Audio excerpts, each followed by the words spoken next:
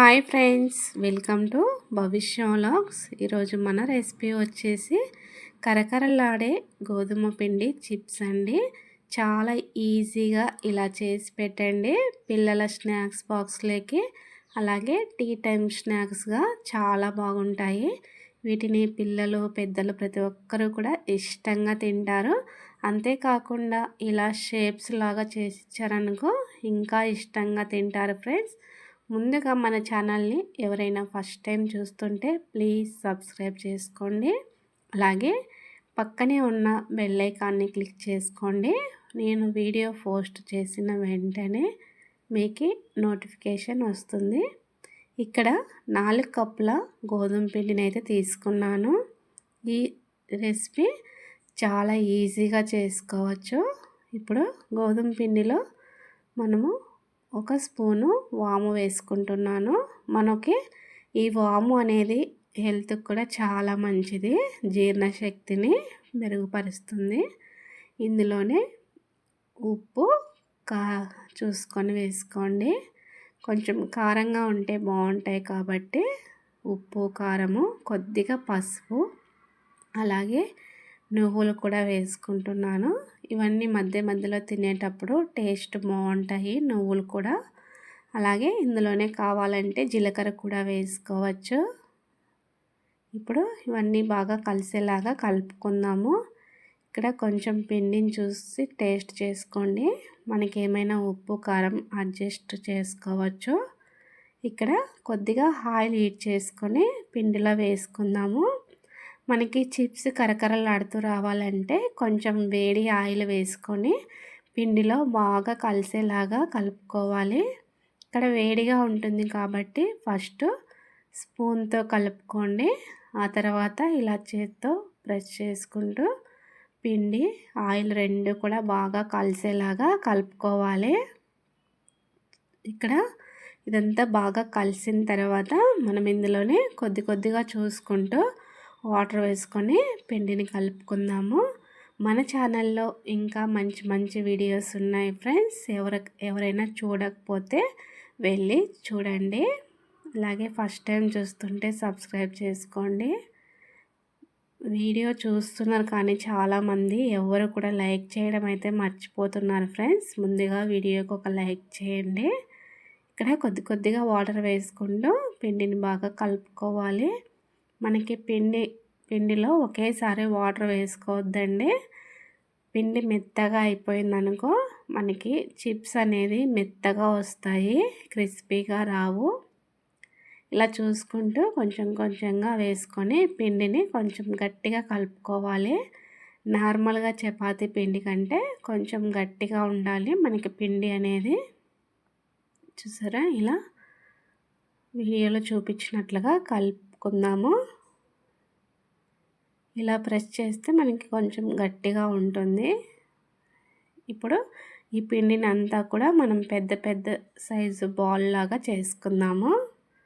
పెద్ద సైజులో తీసుకొని చూసారా, ఇక్కడ నాకైతే ఒక 6 బాల్స్ లాగా పెద్ద సైజులో తీసుకున్నాను పిండిని. ఇప్పుడు ఈ పిండి అంతా కూడా ఒత్తుకుందాము చపాతీలాగా పెద్ద సైజులో. కొంచెం పొడి పిండి వేసుకొని ఒత్తేసుకోండి.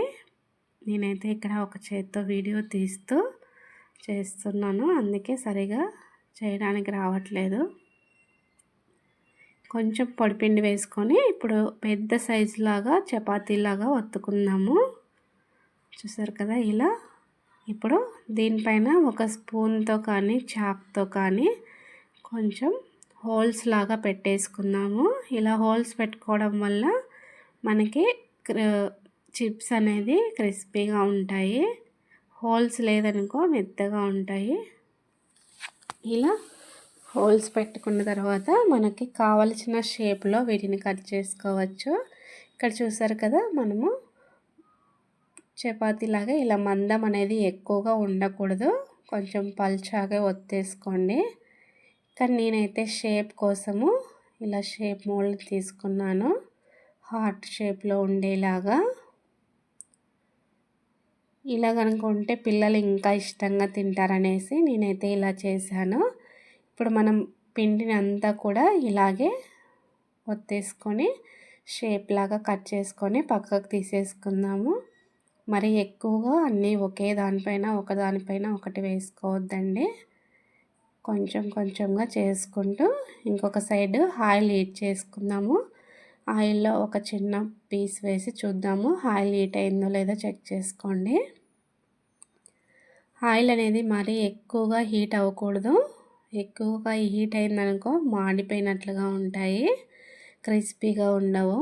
అంతేకాకుండా మనము ఫ్లేమ్ని మీడియం టు లో ఫ్లేమ్లో అడ్జస్ట్ చేసుకుంటూ రెండు వైపులా తిప్పుకుంటూ కాల్చుకోవాలి. మనకి మెయిన్ కాల్చుకోవడంలో కూడా ఉంటుంది. సరిగా కాలలేదనుకో మనకి మెత్తగా ఉండిపోతాయి. ఇవి ఎక్కువ రోజులు స్టోర్ చేసుకునేకి బాగుండవు. బాగా కాల్చుకున్నామనుకో బ్రౌన్ కలర్ వచ్చేంత వరకు కాల్చుకోండి. అప్పుడే మనకి క్రిస్పీగా కరకరలాడుతూ చాలా బాగుంటాయి. వీడియోలో చూపించినట్లుగా ఇలా ఫ్రై చేసుకోండి. చూసారు కదా, ఇలా ఇప్పుడు మనకి ఇవి పూర్తిగా రెండు వైపులా కూడా బాగా ఫ్రై అయిపోయినాయి. ఇప్పుడు వీటిని ఇలా హోల్స్ ఉన్న బౌల్లో అయితే వేసుకున్నాను. ఆయిల్ అంతా కిందకు వచ్చేస్తుంది. ఇదే విధంగానే మొత్తం పిండినంతా కూడా వేసుకొని రెండు వైపులా కాల్చుకుంటూ తీసుకుందాము. చూసారు కదా ఫ్రెండ్స్, మనకి వేడి వేడిగా చిప్స్ అయితే రెడీ అయిపోయినాయి.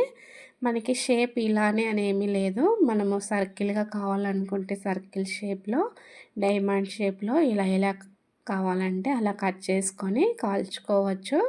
నేనైతే ఇలా పిల్లలు ఇష్టంగా తింటారనేసి ఇలా చేసుకున్నాను. చూసారు కదా ఫ్రెండ్స్, మన వీడియో ఎలా అనిపించిందో ప్లీజ్ కామెంట్ చేయండి.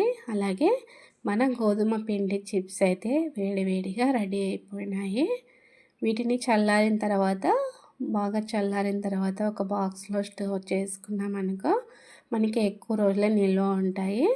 మన వీడియో నచ్చితే మీ ఫ్రెండ్స్కి రిలేటివ్స్కి షేర్ చేయండి. Thank you for watching. ఇక్కడ